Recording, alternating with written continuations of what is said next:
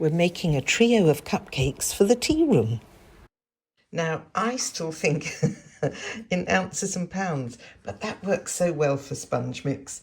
So whatever quantity of fat, that can be butter or margarine, you use the same quantity of sugar, you use the same quantity of self-raising flour, and you halve that number to get the number of eggs.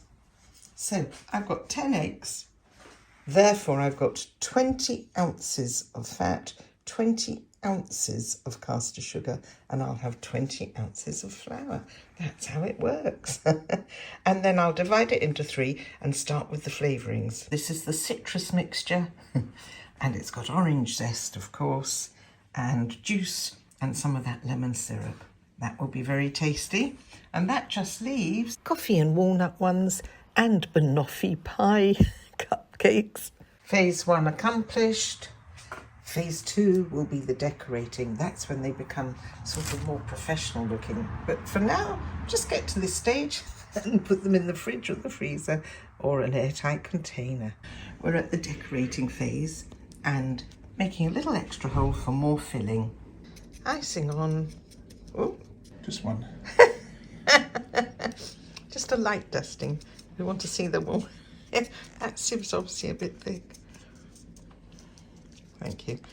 So, okay, coffee and walnut ones done, lots of filling, and it'll be a lovely little bite. Okay, so here are the ones you know about, coffee and walnut.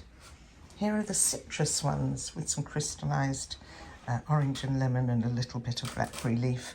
Lastly, we're going to add in the banoffee ones. They're going to be here in a moment. Well, let's all go in the tea room. Look, I've got my apron on and everybody seems very happy. Hurrah for that. And there we are. We've got this long sort of tray and that's the assortment. I hope they don't fight over them.